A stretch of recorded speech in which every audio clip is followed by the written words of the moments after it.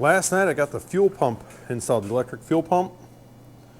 There was the mounting brackets or the mounting positions for the mechanical diaphragm pump that I was able to mount that thing directly into. So very simple, straightforward. When I originally put it in, that small carburetor, the needle and seat in there, even though this is only a 3-pound pump, still couldn't hold back the fuel and was flooding it out. So we added a T. We did it first with this and a much smaller hose, but it was still flooding out the motor. So I put in a bigger T, brought it up, ran it into tank. That was running fine, so I did add a little bit of a reducer in there and a little bit smaller piece, and it still ran fine. So I like the little bit of adding a reducer just to make sure that more flow is going to the tank, but it's running a lot of fuel even out this. So we're gonna drill and tap a hole in here to put like a bung like this on there to return fuel to tank, and then we should be good to go with the fuel system, other than finding some wiring that will be ignition hot for the fuel pump, obviously. We moved the oil cooler. It was just hanging out back there. Obviously can't just do that. I kind of mocked it up over there for right now. I'm not hating that idea. I would eventually like to lengthen the oil lines to put it all the way in front. So we're going to keep on going, and I am running a lawnmower battery, which works. I mean, considering it's a 4-wheeler, that's more power than it will ever need.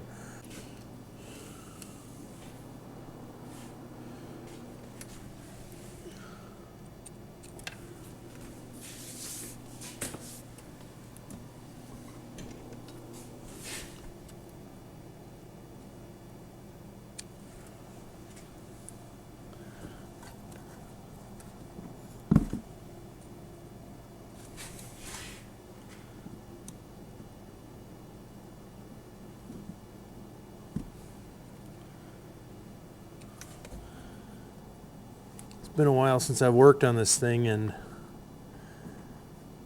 I don't know how, but I wired in a switch. These wires here, and I don't know what they do.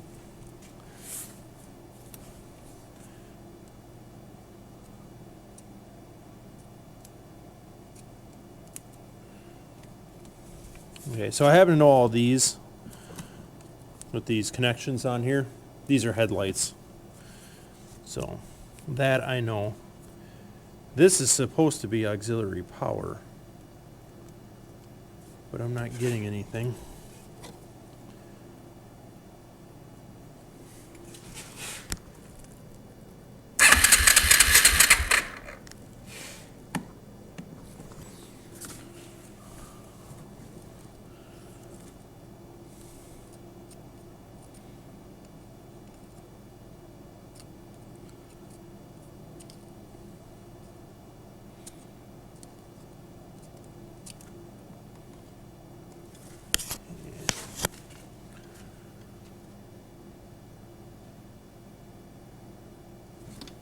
I suppose that would be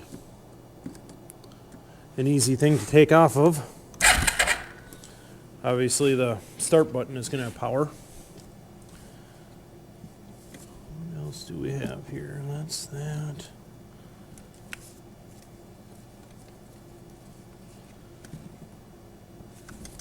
What's this one?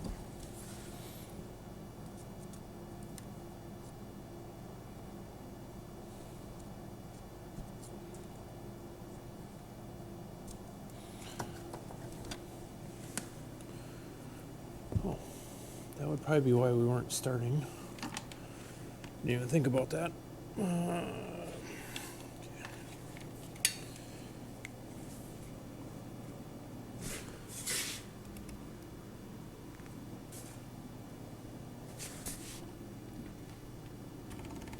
Ooh.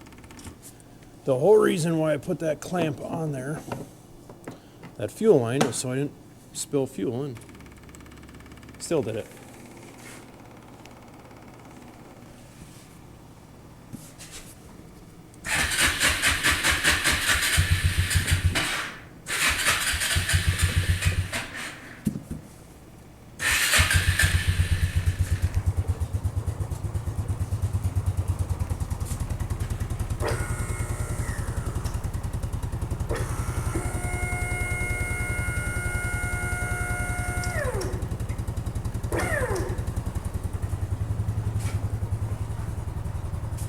Want this thing off the ground in case it decides to move.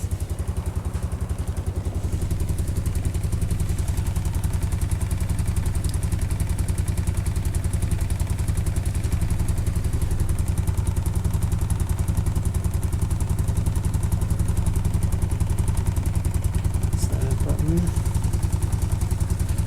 Still alive.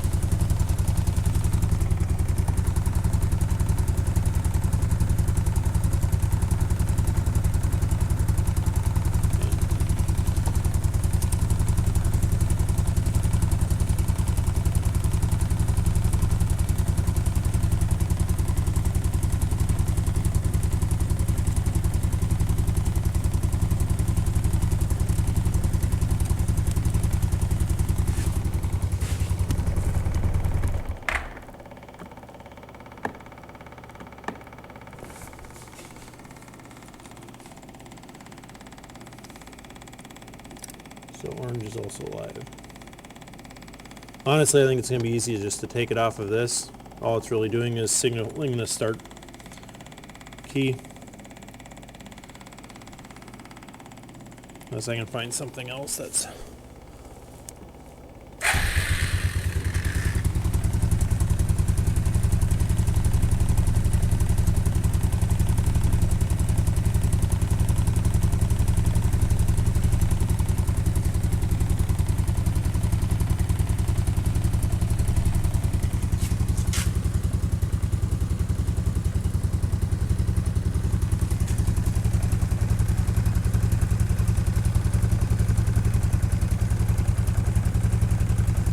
orange.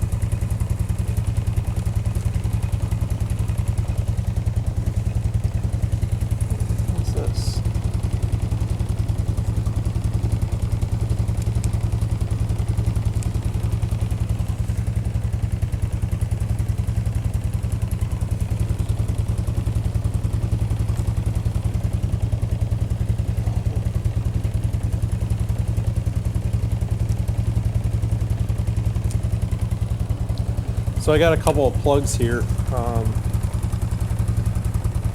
Here's an especially good one.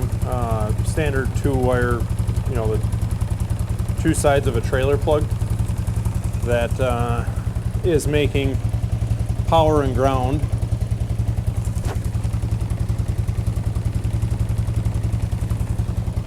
Will it shut off?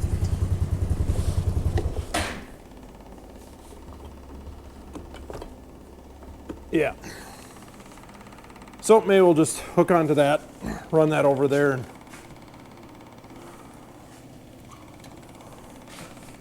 call it good. I'm looking for a fitting.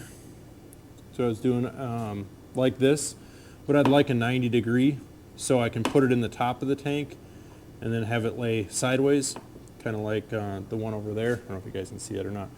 Instead of trying to go into the side or in the corner or something, just having it sticking up. I worry about knocking it off, as well as having it, if I'm completely full on fuel, I'd rather have it at the top of the fuel line, not just a little bit down, in case it does start to leak at all. Whereas if I'm down like this, one, you lean on the fuel line, it won't do anything, and for the most part we should be good to go. So yeah, we just got to find a 90 degree fitting, and we can drill and tap the tank. No big deal. Okay, we went out and got a nice threaded 90, the nipple on it. I actually have the correct tap for pipe thread, And if you get out the cheaters, you can read it on here. It says 7/16 drill bit. So, which I have. So I kind of started to mark the spot where I wanted to go. I'm going to run it right next to this one. And yeah, I should be able, you know what? I started and I'm not all the way through, but I just started drilling, but this is why you kind of look at things. I want to make sure I'm far enough away that when I'm spinning it, I'm not going to hit the other line. So we're going to move over just a little bit more and start again.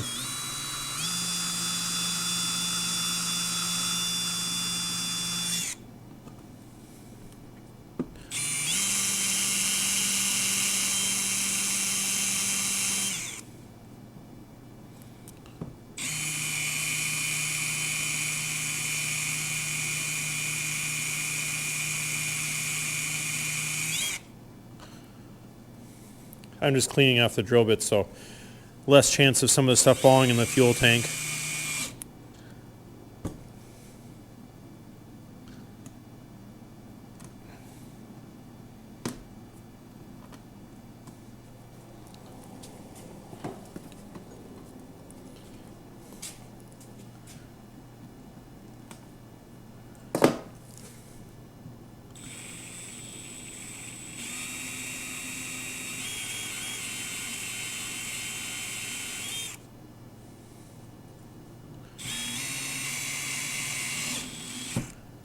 There we go.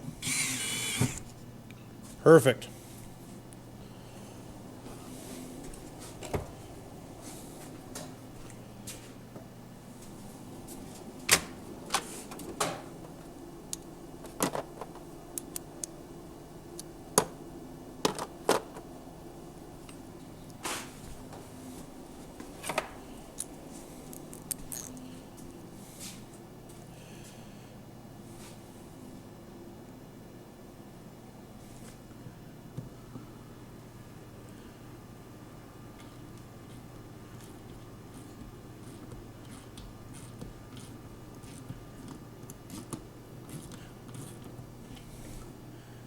I just bought the tap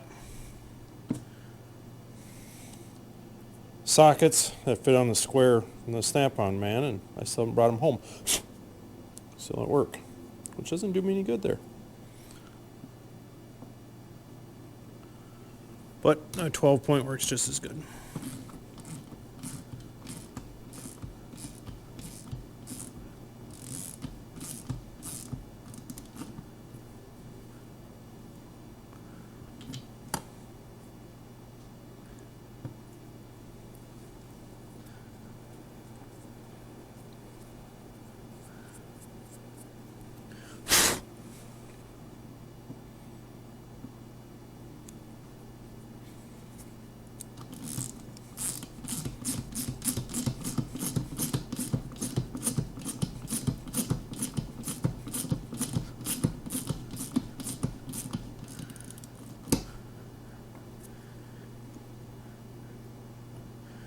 Great thing about plastic. It taps and drills so easy. There we go.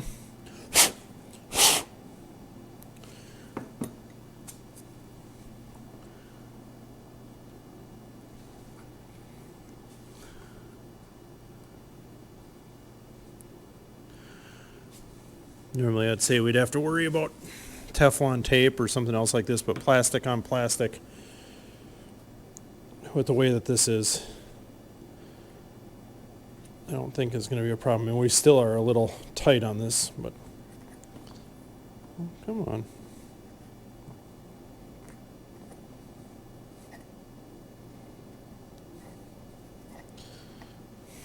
Well, guess we'll tap her a little deeper.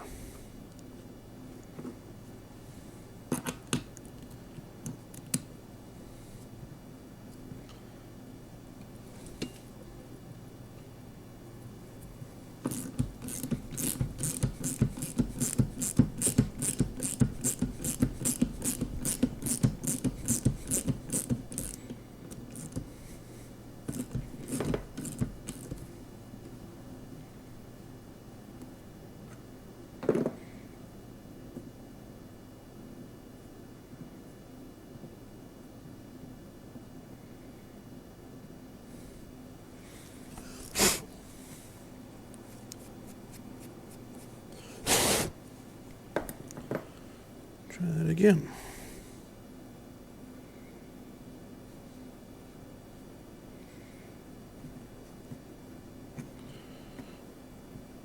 There, now it feels good. Get the right size wrench.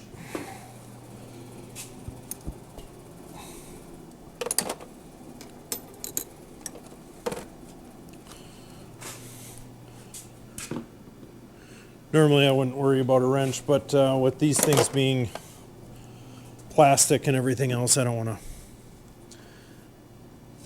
break the 90 off. I think this is going to be it, right? Like that.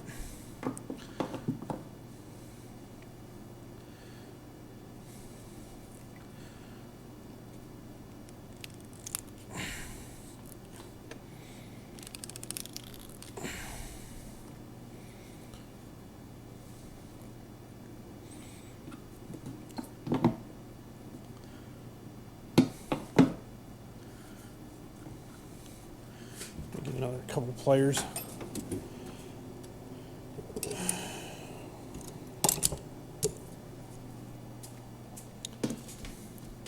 It's got this little bit of a bend to it, which is fine, but I need to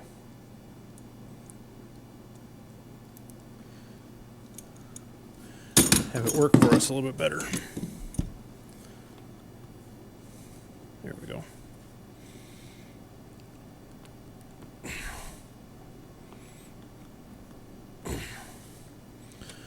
There, we'll zip strip this to the other fuel line so we don't have problems with the exhaust.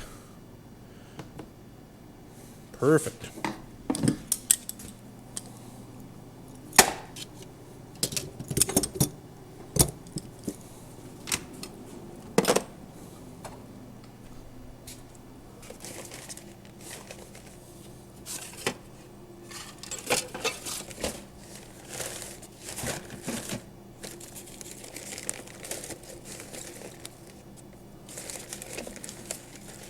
Make another run for zip strips.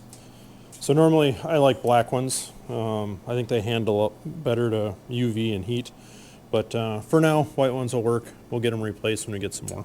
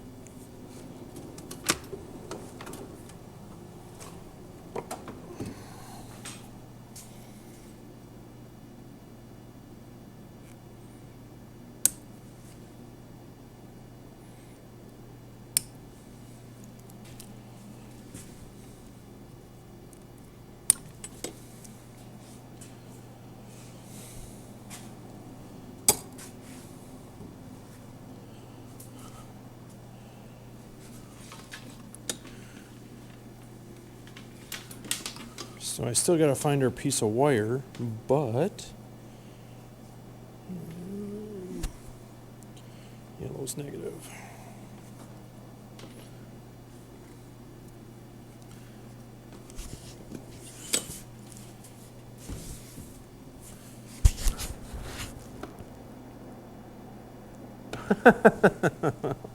Never mind.